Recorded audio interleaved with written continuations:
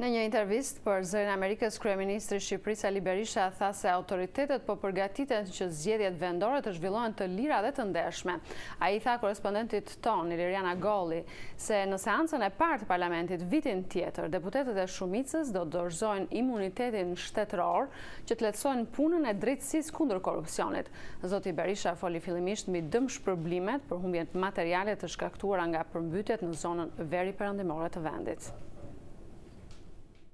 Natyrisht, nuk është bërë vlerësimi i dëmeve akoma sepse duhet të çlirohet gjithçka nga ujë dhe të bëhet, po bëhet vlerësimi dhe do të bëhet kompensimi në përputhje me ligjin e digave, ligji i cili detyron dëmshpërblimin e të gjitha problematikave të krijuara ndë diga, sikundër anë tjetër e rëndësishme është me një ekspertizë të shkallës më të lartë.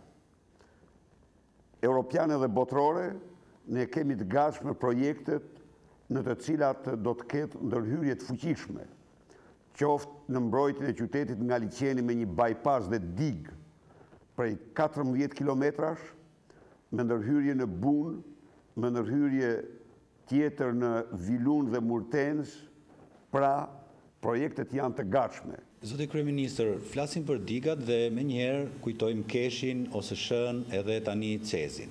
Cilat janë vlerësimet, sa të kënaqur jeni ju nga menaxhimi i pasurive energjetike të Shqipërisë në shërbim të qytetarëve?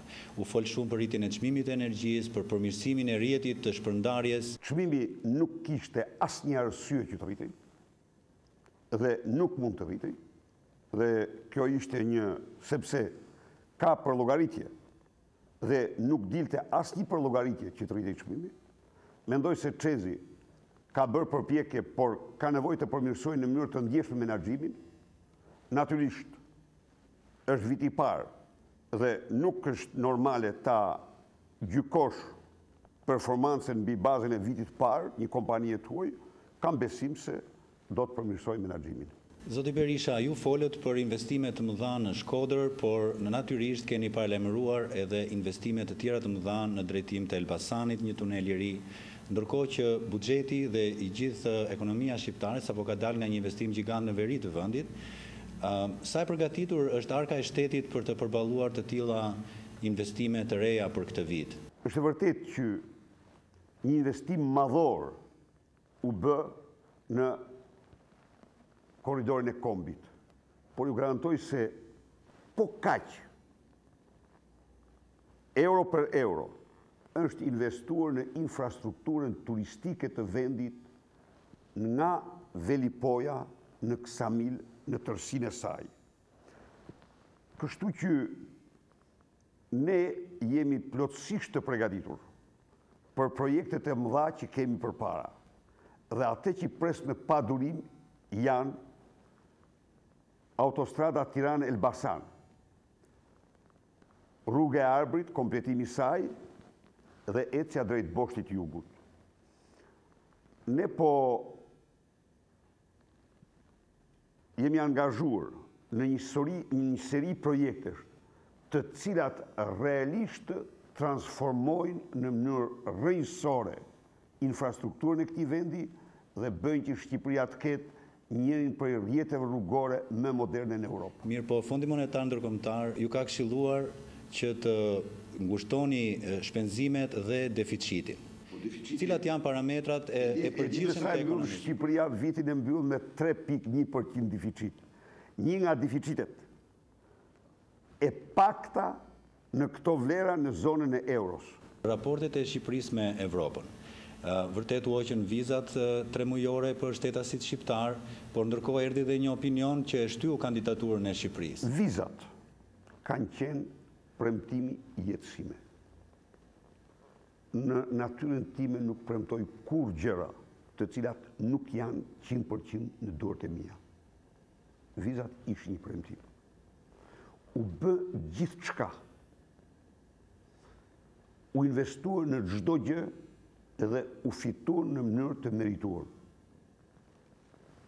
Kjo është një arritje jetësore, historike, më e madhja për lirit dhe drejtat e shqiptarëve pas rënjes së sekut.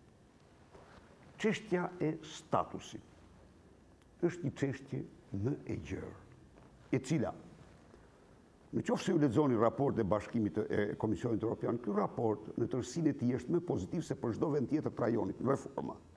Natyrisht ka problemin e qëndrimit, pretendimeve të opozitës ndaj komisioneve. Qeveria, duke bërë çdo lëshim ndaj opozitës, mbetet e vendosur që çdo gjë të bëhet në respekt të plot të ligjeve dhe kushtetutës. Ju e keni ndjekur seancën e fundit. Unë personalisht e konsideroj një tragikomedi të vërtet qëndrimin e fundit të opozitës, e cila u tha shqiptarëve dhe botës se kërkon hetim pa fakte. Dhe kur unë në seancën e parafundit u kërkova të dilte jashtë çdo lloj mundësie hetimi pa fakte, sepse një shoqëri e lirë nuk mund të imagjinojë një gjë të tillë, zotërit më ruan fjalën hetim me kontroll, pse në këtë mënyrë menduan se mund të shmangin faktet. Pra, çfarë ka në këtë qëndrim? Ka një vendosmëri për të respektuar tërësisht opozitën, ka një vendosmëri për të mbrojtur votën e lirë të shqiptarëve nga një agresion, do të thosha, shumë i turpshëm dhe i pamerituar që bëhet ndaj saj. Prokuroria e Shkodrës dha verdiktin me kërkesë të aleatëve të zotit Rama, ku në mira vota të numëruara, të rinumëruara, rezultoi se kishte gabim vetëm një vot. Plus minus një është gabimi më minimal që mund të ekzistojë mbi tokë. Çka do të thotë? Se Shqipëria në mënyrën me metodikën e numërimit ka një kontribut real në zgjedhjet në botë. Dhe sepse kudo, siç kemi parë ne, në çdo vend ka diskutime të thekshme për numërimin, për vlerësimin. Në çdo vend. Besoj se kjo metodë e filmimit, fotografimit, projektimit në mur dhe transmetimit kohë reale të votës në Komision Qendror të Zgjedhjeve është absolutisht më e sakta që mund të bëhet. Zoti Kryeministër, juve vlerësuat shumë teknologjinë e numërimit. Sot jemi 3 muaj përpara zgjedhjeve, duke hequr dhe një muaj që do ketë fushat. Si parashikoni këto zgjedhje nga ana politike, pra jo nga ana numerike, e financave dhe e kostave? Detyra ime si qeveri është të krijoj çdo kusht që qytetarët shqiptar të votojnë të lirë. Unë e faktova këtë. Ne, qeveria e faktoi këtë në zgjedhjet e kaluara. Pse u nala tek numërimi? Sepse për një vit rresht, kryetari i opozitës shqiproi me qindra mijëra herë fjalën rinumërim.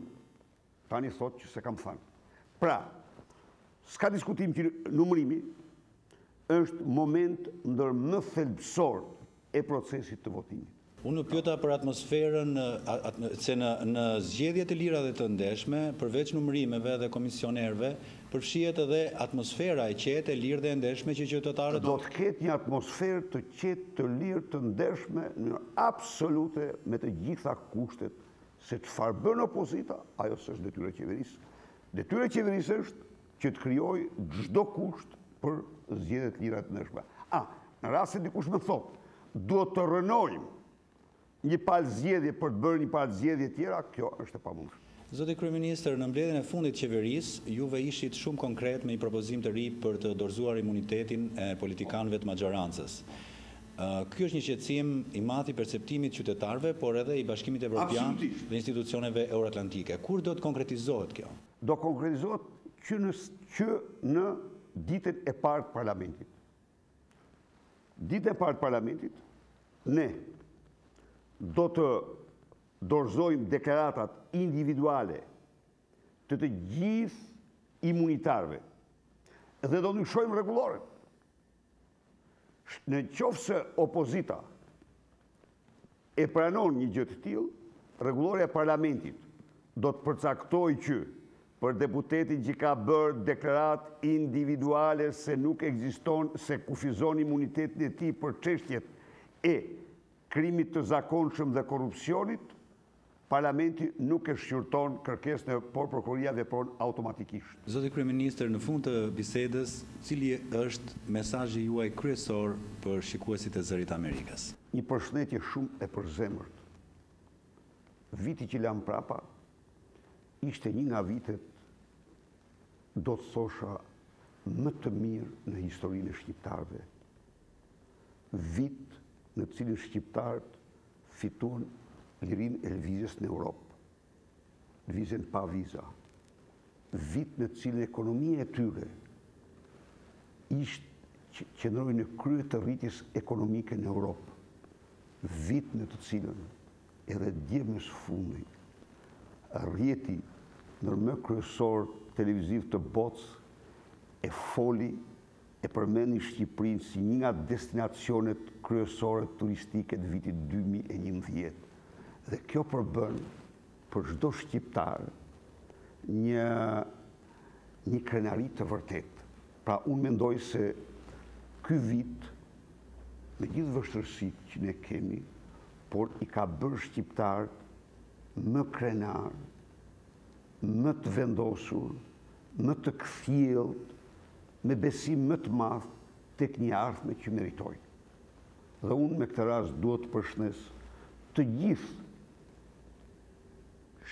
dëgjuesit dhe shikuesit e Zërit Amerikës, ekipin e Zërit Amerikës, miqt amerikan të shqiptarëve dhe miqt e tyre kudo që janë, një vit me shumë gëzime. Zoti kryeministër, faleminderit për intervistën, gëzuar vit neri. Gëzuar, gëzime dhe faleminderit.